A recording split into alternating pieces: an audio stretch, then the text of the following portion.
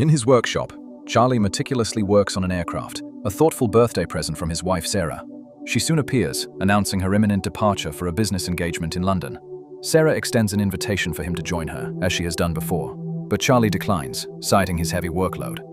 Later, at the CIA's central facility, Charlie navigates the advanced security checkpoints, systems he himself designed, on his way to the decryption and analysis sector. There, a message awaits him from Inquiline, an enigmatic contact he's maintained for years. Inquiline, as per their usual arrangement, offers to sell highly sensitive intelligence. However, this time, a caveat. The information risks exposing the agency itself. Charlie speculates on Inquiline's whereabouts, suggesting Istanbul, only to be promptly dismissed. He then attempts to decipher the provided data, but to his astonishment, even his exceptional intellect struggles to break the encryption.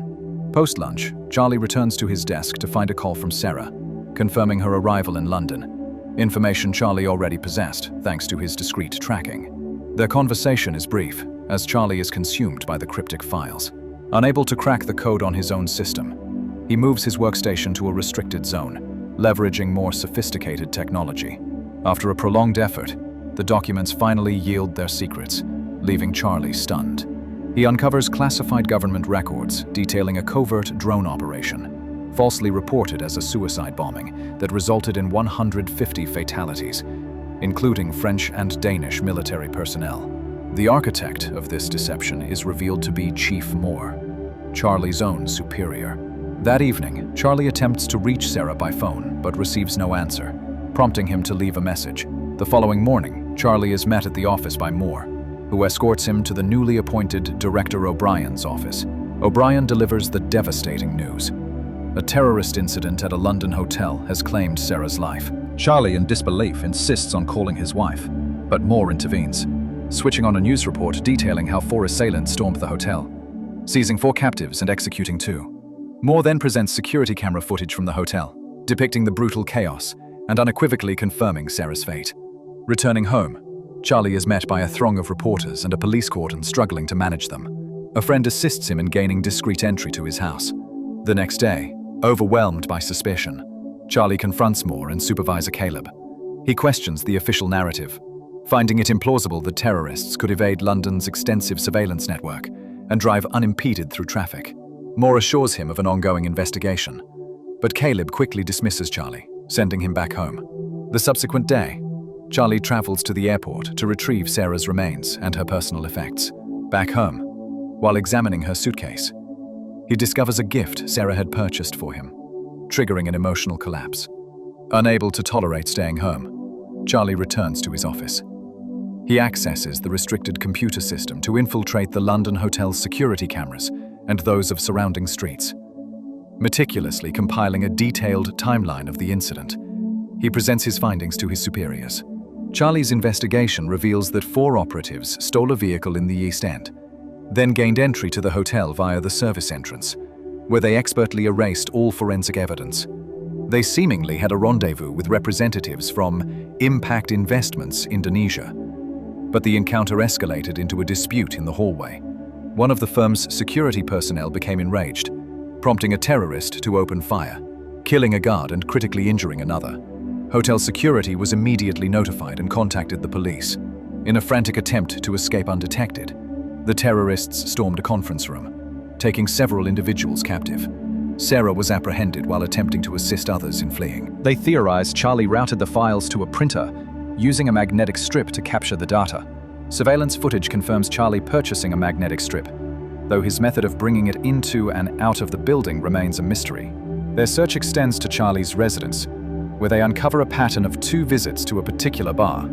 At the bar, they locate an ABBA CD tucked beneath the jukebox. When Caleb selects this album in the jukebox, only static emits. They retrieve the physical CD Charlie had left there.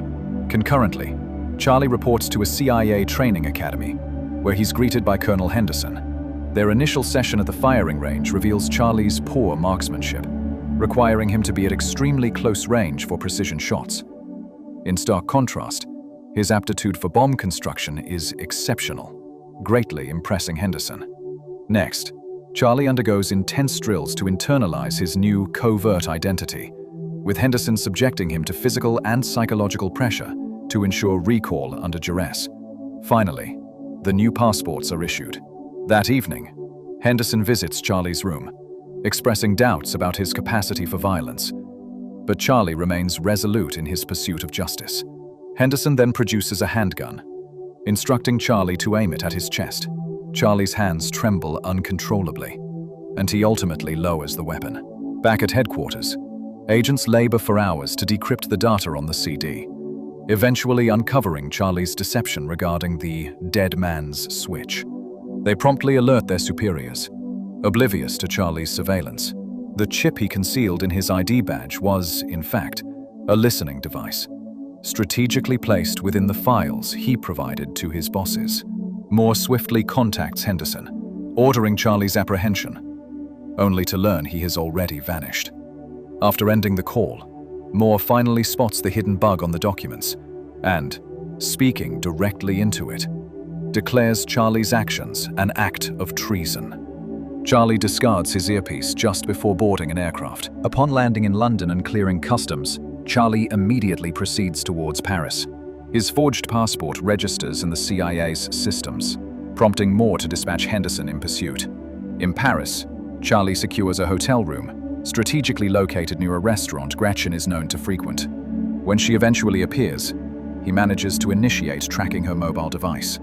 Charlie then dedicates an entire day observing Gretchen's building, waiting for her departure. Seizing an opportunity when another resident exits, he gains entry. Following an online tutorial, he successfully picks the lock to Gretchen's apartment. Inside, Charlie meticulously searches the residence, photographing her schedule. He also discovers a firearm in a drawer, which he decides to appropriate. Just then, his tracker signals Gretchen's return, sending him scrambling to the stairwell to intercept her. Yet, when she finally arrives home, he finds himself unable to fire. Disheartened, he retreats to his hotel, seeking solace by imagining Sarah's presence. Having regained his composure, Charlie scrutinizes the photographs, noticing Gretchen's frequent hospital visits. Hacking into her medical records, he discovers she suffers from severe allergies. The following morning, Charlie purchases a large quantity of flowers. He then stakes out a cafe until he spots Gretchen, tailing her to the hospital. Gretchen is undergoing medical tests when the attending physician observes a computer malfunction, prompting him to leave the room for assistance. Charlie, disguised as a doctor, enters and locks Gretchen inside the diagnostic machine. She begins to panic, but Charlie disregards her distress as he fills the chamber with pollen. The doctor and a nurse, hearing the commotion, find the door locked. As Gretchen weakens from her allergic reaction, Charlie offers aid in exchange for Horst's location, identifying him as Sarah's shooter. Gretchen's severe reaction impedes her speech, so Charlie opens the chamber, only for her to shove him against a desk. A fierce struggle ensues, with both combatants violently impacting furniture throughout the room. Charlie draws his firearm, but Gretchen manages to overpower him and open the door, making her escape. A frantic Charlie pursues her into the street, but before he can fire, Gretchen is fatally struck by a passing car.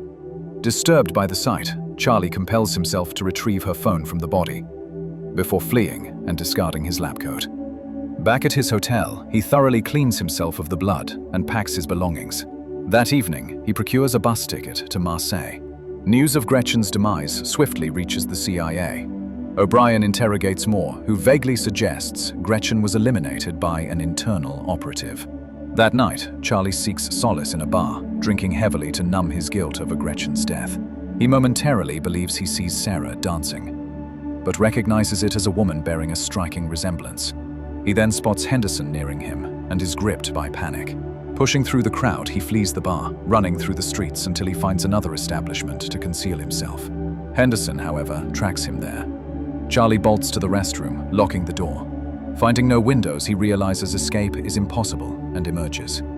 He joins Henderson at the bar, learning he was tracked via Gretchen's phone. After a brief exchange, Charlie flashes a timer on his phone and bolts from the bar moments before an explosive detonates in the bathroom. The bar erupts in pandemonium, and Henderson loses sight of Charlie, whose phone tracker also becomes defunct. The following morning, Charlie establishes contact with Inquiline for assistance, then boards a cargo plane bound for Turkey. In Istanbul, he enters a restaurant and messages Inquiline. Observing a nearby man's phone ringing, Charlie attempts to approach him but is intercepted by a woman who advises him to check his own device. Charlie exits the restaurant and the woman follows, confirming she is Inquiline. Already aware of his wife's death, she instructs him to conceal his hat and backpack in a shopping bag. Inquiline directs him to feign shopping for a period before meeting her at a garage. Shortly after, Charlie reconnects with her, then she drives him to her residence. During the journey, Inquiline reveals she became a hacker 6 years prior, following her husband's death. He was a CIA asset, secretly working for Russian intelligence, the true original Inquiline, who imparted all his knowledge to her. The official record states his death was an accidental fall from a window. Arriving at her home, Inquiline admits it's the longest she's resided anywhere, 3 years, and expresses her exhaustion from constantly evading capture, stating she possesses a firearm for self-deletion, should the Russians find her. Their conversation then turns to the case. Horst is identified as the ringleader responsible for recruiting mercenaries for more. Lawrence is an arms trafficker, and Inquiline volunteers to impersonate a weapons vendor to establish contact. Finally, there's Mishka, who frequently travels and documents his activities online.